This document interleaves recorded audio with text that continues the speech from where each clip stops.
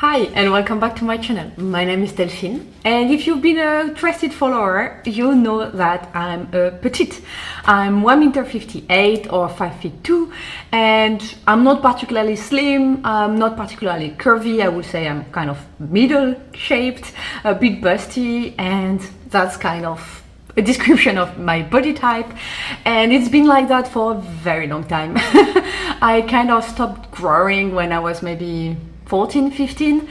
So yeah, I've had quite some time to learn and figure out what are some little tips and tricks that I can use and that can help me look a bit better as a petite. I also had some stylist session that also brought some tips and new things, and I thought, you know what, it's all about sharing, and so here am I to share you some of the tips I've learned. Some are, well, probably well known, you might know them, but it's always good to remind them, and maybe you will learn something new. Don't hesitate also, if you have some other tips and tricks that I'm not mentioning here, don't hesitate to share with all of us in the comment section below, because yeah, I mean, let's share knowledge, right? So let's start with the first one, which maybe I'm picking as a first one which is less obvious, or at least I had not heard about it until recently with through one of the stylist session I had. It is to mind your V-neck, actually, to mind the shape of your neck. So I always thought, I was asking the stylist what suits best: round neck, V-neck, U-boat neck, all of that. In principle, all can work, but as a petite, what will look much more elongated is a V-neck, and not a V-neck which is too broad. Like I'm showing you example with, I have this top, which is very like V-neck, but very open, very wide, and it's better to have a smaller, thinner kind of V-neck, because visually, you know, it elongates the silhouette if you have like more this kind of shapes. And I mean, you know, like when they explained that to me, it all made sense, but I had someone never thought about this by myself. And so yeah, mind your V-necks and necks opening if you want to go with the open neck, and just know that this kind of necks will be less flattering or less elongated than this kind of V-neck. And this being said, these are not like rules to absolutely follow. As you can see, I have a top which is much more open. I have all kinds of necks because I like to play around, and fashion is about having fun, and this is the most important, I think. But I also feel that it's good generally to know the things that will make you look better, and then you can break the rule. You know, if you know the rules, then you can break them. Let's keep going. Still speaking about necks and so on, and maybe V-neck showing a bit skin, that would be the next tip. If you are having some very close jumper or some blues which is a bit puffy or something like that, show some skin. Just roll up your sleeves, for example. In summer it's a bit less of a problem because typically, like today, we have short sleeves and so on. But more towards autumn or winter, if you have long sleeve things, a long pant, and you know, like you're kind of disappearing behind your clothes, and so showing some skin, rolling up a bit the sleeves, going for a V-neck, all these are tips and tricks. That was a second tip. Then a third tip, well, let's go for a well-known one. I will call it like it's all about the waist. If you have very long things that go down your hips and so on, this will be less flattering than just tucking them in, rolling them up, and that will help you look a bit like, you know, it will bring the effect visually higher, and will make your legs look longer, it will make you look taller, and this is kind of what we want to achieve. You can also use belts if your body shape is suiting for it. When you buy dresses or things like that, it's nice to look for things which would be a bit more fitting at the waist, or no, if not, then you could belt them, for example. These are all tips and tricks that can help. Then I have another one, which is actually one that could work or not. It also depends on your body shape there as a petite. It's oversize. And so it's something that could actually work. It depends then on your body shape. Generally, it will be much more tricky as petite because, well, visually we're small. And so if you add something boxy, then you end up looking like, I don't know, a cube, a ball, whatever. And this is not necessarily the most flattering shape out there. It can be a concept, but yeah.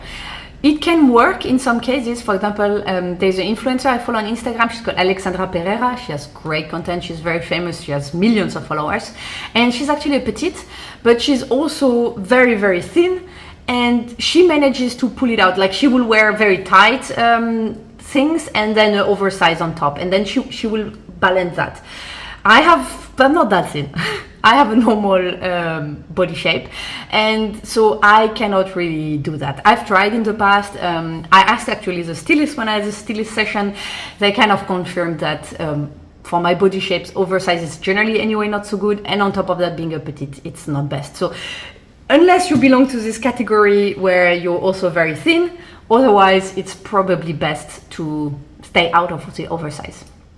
Then another one, which is also I think super important, and that's probably also a very easy fix tip trick, it's about the bags. So when possible, go for rather smaller bags. I'm saying when possible because I know I'm a mom of two. I got to carry my life around, and the one of my kids, and sometimes my husband thinks too. So the big tote you see here is actually a bag I'm using a lot, but I know it's not the most flattering. A smaller bag will be much more flattering for me. And for example, when I purchased my Birkin from Hermes, I had originally asked for a size 30. And one day I was in the Hermes shop buying something else, and the salesperson told me that they had the same bag but in size 25, and I actually thought that would look better for me because I'm a petite. I gave it a try, and yes, it looked better.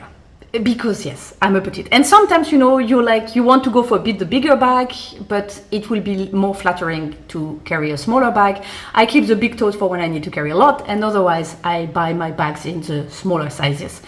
And a second trick is also to check the length. When it's a shoulder bag, if it's a hand carry bag or if it's like the tote, sometimes that's not the point, but when it's those bags that you could wear crossbody also and so on, and the length of the strap has a big impact. We're petites, the way they're designed are typically for women which are taller than us, and you can always make it shorter, but you cannot make it longer. So by default, they will have a size which is for us too long. Then it depends on the brand.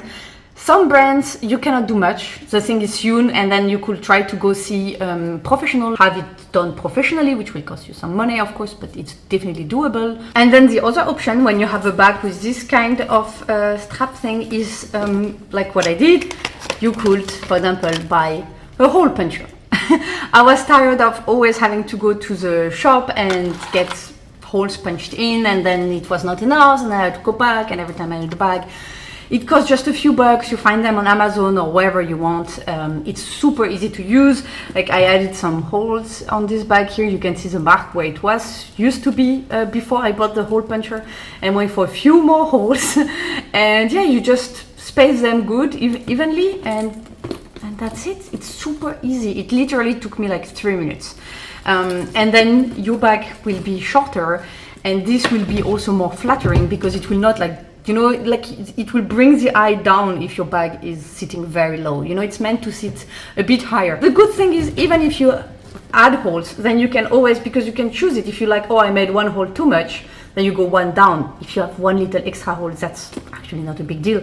So that's, I think, another trick which, well, it's maybe less obvious. I had not heard so often about this tip, this trick. And then one last tip where I don't really have footage to show you because I don't own really different examples, is with prints. And here it will kind of follow the same principle than the VNeck thing we saw before, is as a petite, things that will be more elongating are smaller prints, and if possible, like prints that will have kind of elongating shape, vertical lines, not necessarily stripes, that could be an option, but generally, it could have some kind of vertical motifs or things like that. And big prints are generally less good for us. It's better to go for smaller prints.